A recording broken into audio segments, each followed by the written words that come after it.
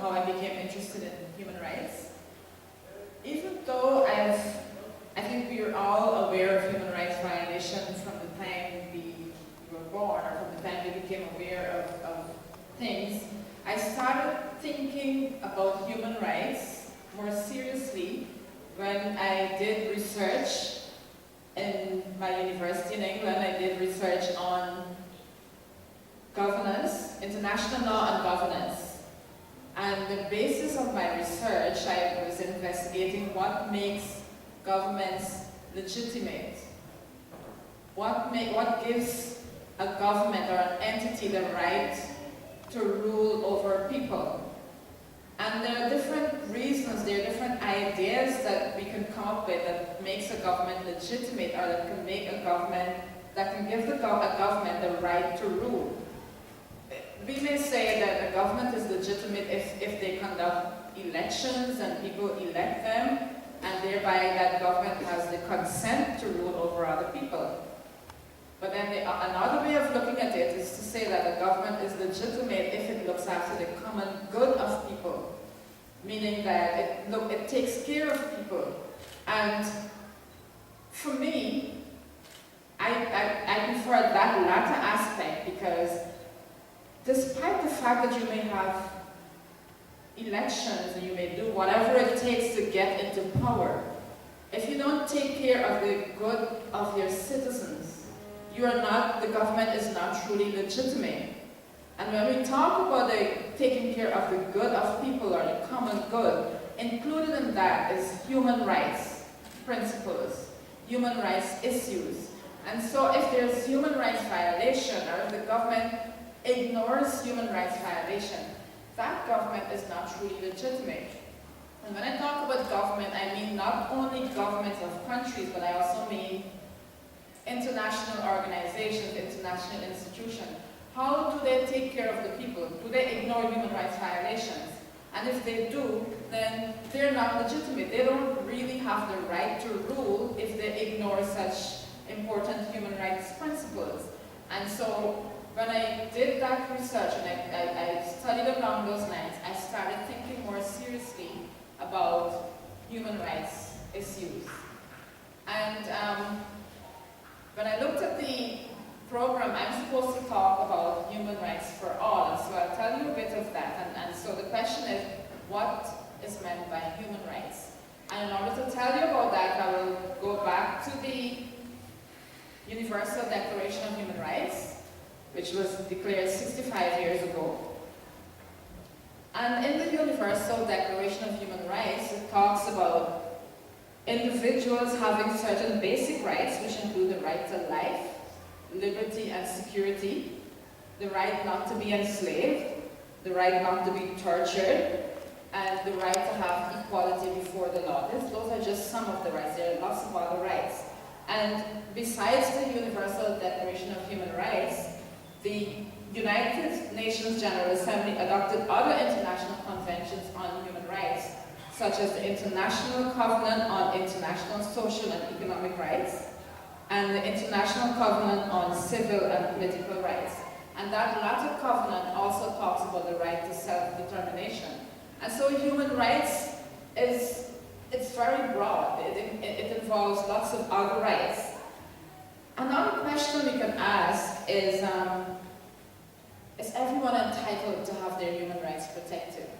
Is it limited to a certain set of people, a certain race, people from a certain part of the world? Or is it the right of everyone?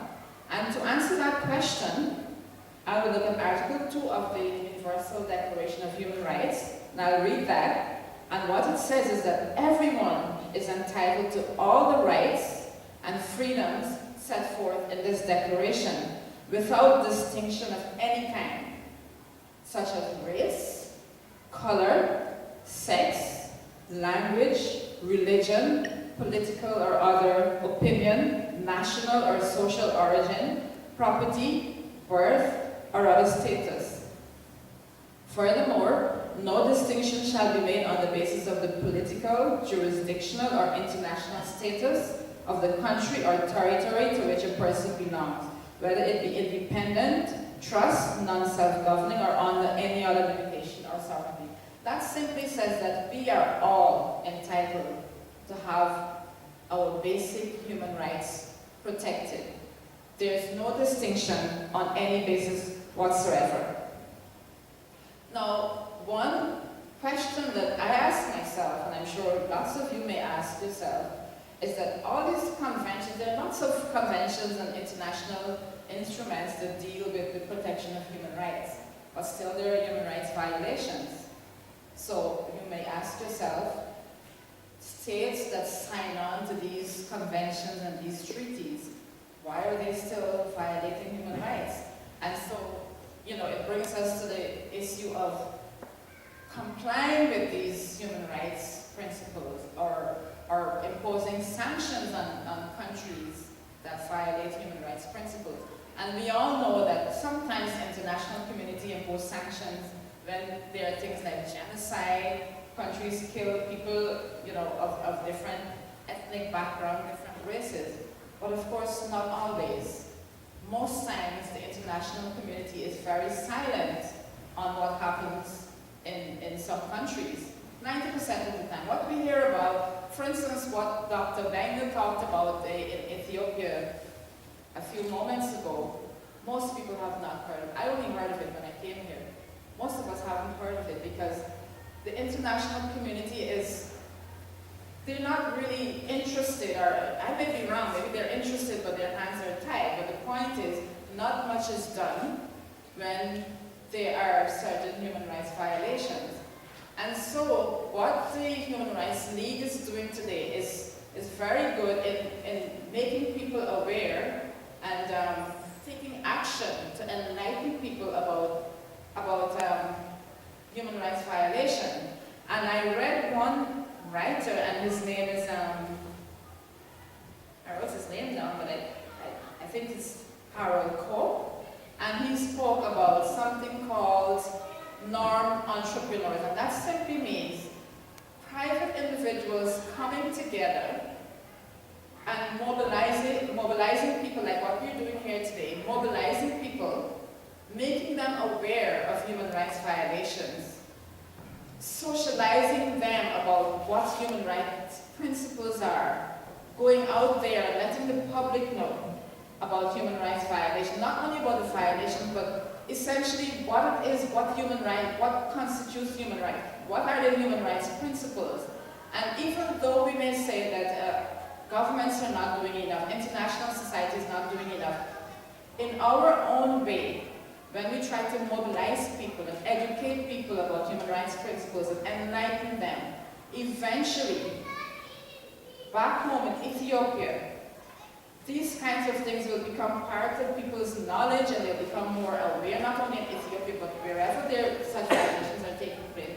People become more aware, and it's the beginning of a step towards eliminating human rights violation. And because of that, I am glad that people have come out to listen to what is happening. People are making an effort to become aware, to become enlightened, and it's a great effort in ending many of the human rights violations that are taking place.